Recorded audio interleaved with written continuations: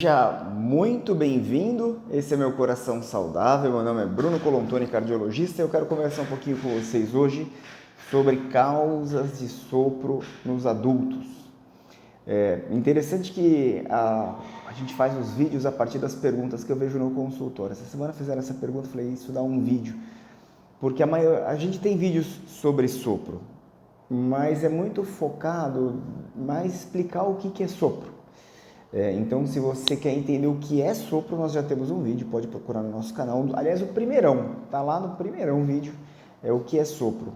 Mas a questão é que, só para você entender, o sopro ele é causado por um turbilhão de fluxo de sangue. Ou seja, você altera o fluxo laminar para um fluxo turbilhonado. Isso gera um barulho que a gente chama de sopro. Então, o sopro é o barulho. Numa época em que nós não tínhamos ecocardiograma, nós não tínhamos métodos diagnósticos. E a partir daí, como que a gente fala das principais causas de sopro adquiridas, ou seja, não daquelas doenças congênitas? No Brasil, a principal causa de sopro é a doença valvar reumática. Então, o pessoal fala de febre reumática, né? Ah, teve reumatismo no coração. Então, a doença reumática é a principal causa de sopro, é adquirida. Você não nasce com ela e depois de um certo tempo você passa a ter esse sopro. E a depender do caso, a depender da evolução, se não fizer um trabalho bem feito de profilaxia de infecção por estreptococo, tem todo um cuidado para fazer, pode ser que precise de cirurgia. A segunda causa de valvopatia é o prolapso da válvula mitral, que nem sempre ele é aquele degenerativo que evolui para a necessidade de cirurgia. A maioria dos prolapsos, na verdade, é um movimento posterior da válvula, que pode até dar sintoma, porque distende o anel mitral e, eventualmente, o paciente tem dor no peito, tem palpitação, batedeira no peito. Geralmente está associado a um perfil de biotipo mais longilíneo, sabe aquele perfil mais compridão? Às vezes com essa parte do tórax para dentro, assim, escavado. Geralmente esse paciente tem um perfil mais de prolapso da válvula mitral e é uma causa de sopro. Com frequência você nasce com ele.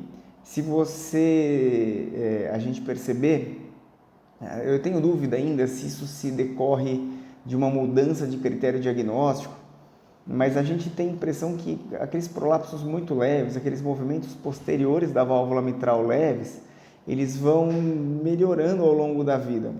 Mas nos casos que não são degenerativos, isso não muda nada, principalmente se você não tem muito sintoma, porque é uma doença que tem dificuldade até de chamar de doença, um achado que não muda a tua vida, né? Ele não aumenta risco cardiovascular, ele não traz nada.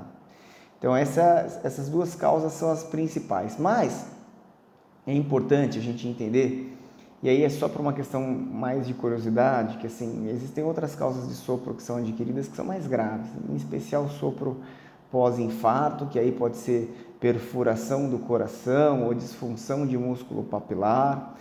O processo degenerativo, como eu falei, de um prolapso degenerativo da válvula mitral pode também ter complicações para necessidade, inclusive, de cirurgia. Então, uma mudança do padrão do sopro.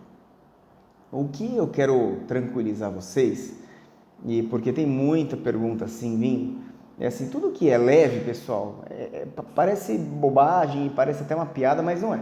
É assim, tudo que é leve não é grave. Apesar da forma de falar, fica estranho. Então, alguém coloca assim, pergunta, insuficiência mitral leve é perigoso? Se é leve, não é grave, certo? Insuficiência tricúspide leve é grave? Não, se é leve, não é grave. Então, tudo que é leve, né? Então, o próprio nome já diz, já está classificado ali. E é importante porque a gente vive uma época em que as pessoas estão acostumadas a querer abrir o exame e ver o resultado, né? Então, a gente precisa ter esse entendimento, essa lucidez para a gente não ficar perdido. E uma última coisa que eu quero comentar com vocês é que, assim, a primeira coisa que, quando você pega o resultado de um exame, é tentar conversar com o seu médico e não procurar no Google, tá? Apesar de eu faço esses vídeos justamente para você que procura no Google, mas assim, nada, nem os meus vídeos vão substituir um bom relacionamento com o seu médico, nada, nada, nada. Então é importante você ter um médico de confiança, ter um vínculo com ele, olhar no olho dele e ouvir o que ele tem para dizer. Aí muita gente fala, no SUS é difícil, realmente eu entendo a situação, mas o fato do SUS ser difícil não faz com que isso não seja o mais importante, continua sendo. O mais importante é você ter um médico de confiança. Então é importante que você crie vínculo, que quando você veja um exame alterado, você tire dúvidas com ele. E claro que nós estamos aqui para produzir conteúdo, para trazer elucidação, trazer novidade, a gente poder falar um pouquinho de bate-papo. Aliás, eu vou soltar ainda hoje também um outro vídeo sobre reversão do diabetes tipo 2. E a gente precisa trabalhar esse assunto de uma maneira clara, serena, para que você não fique desesperado, tudo bem? Eu queria só falar uma última coisa, que é sobre o meu livro. Muitos de vocês já conhecem, mas está aqui feito a propaganda, Viva a Sua Cura. Ele não tem muito a ver com o sopro, tá? Ele tem mais a ver com reversão do diabetes, reversão de aterosclerose, hipertensão arterial. Mas, pessoal, Viva a Sua Cura, muito legal. Nós temos vários vídeos falando sobre cura. Em vários vídeos a gente trata o conteúdo que a gente descreve no livro. É só um teaser, o livro tem muito mais coisa, mas enfim, fica aqui o convite para vocês. Vou deixar o link na descrição. Um forte abraço para vocês.